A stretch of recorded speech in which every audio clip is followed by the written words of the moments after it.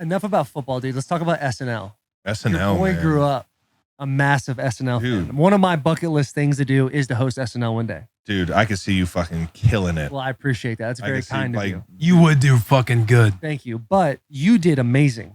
Thank you, man. I thought your monologue in the beginning was incredible. You integrating your brother into it. Was your brother, when he sat there, were they told like, hey, don't make a face or nothing? Or was that him? No, he knew it was coming because we did a few of the rehearsals and he saw it.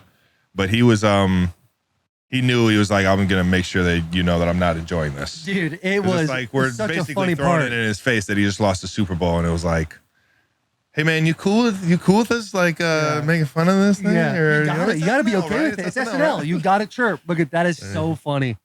Just little bro on top once again. When you're standing behind that door and they're like, all right, 15 seconds till you're out, and then you hear the music start playing. Dude, goosebumps. Were your legs like jello? It was like, dude, when I tell you, so you rehearse the monologue like 3 or 4 times before you actually do it. And there's an entire dress rehearsal where there's a live crowd, like people like come in, and that's the one where you do every single skit start to finish, no time frame, condenses anything.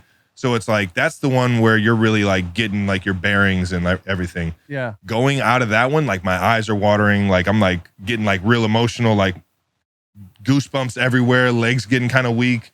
And you open the door and all of a sudden you're just like, you got to turn it on, man. You got to turn it on. Get out of your fucking head. Oh, you got to turn it on.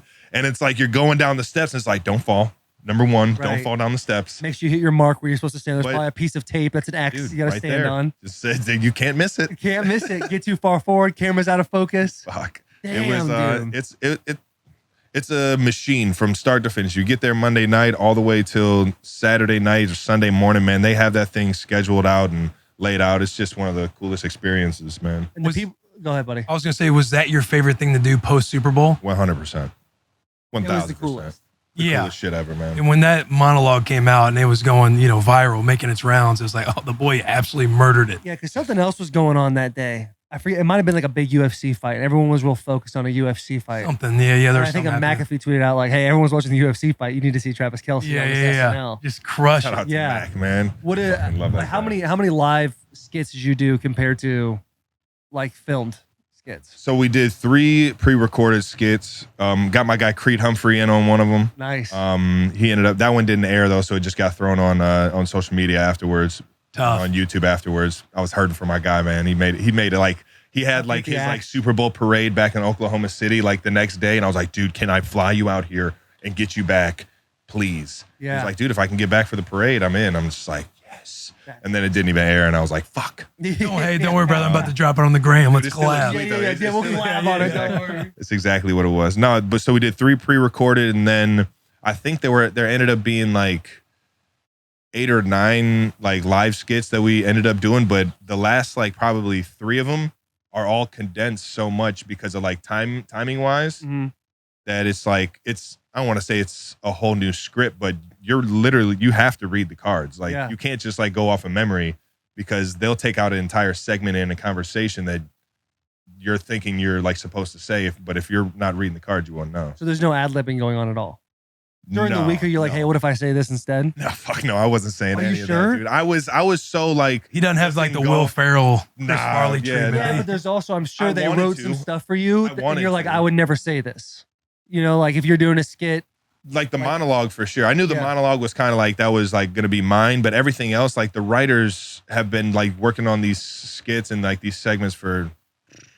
like weeks on weeks on weeks, and like finally getting them right to this moment. And then I'm going to come in like, all right, well, what about this? And yeah. It's like, that's fair. I don't even have any like real like writing ability. You know what I mean? I'm just trying to be funny and like creative. And so I kind of reeled it back. I caught myself asking them about one thing, but I reeled it back and was just like, you know what?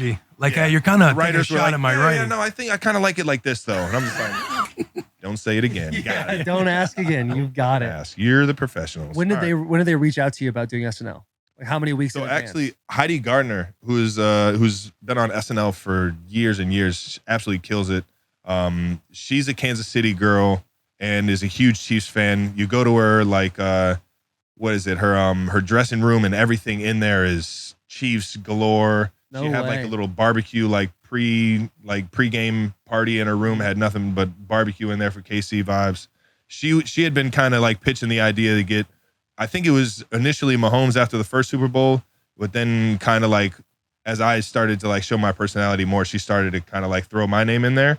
And when we won the Super Bowl, I was fortunate enough to just kind of get the call. No brainer. We're gonna No brainer, dude. No brainer. The whole Super Bowl was revolved around them. Yeah, Like, they're gonna be like, for let's sure. get this guy.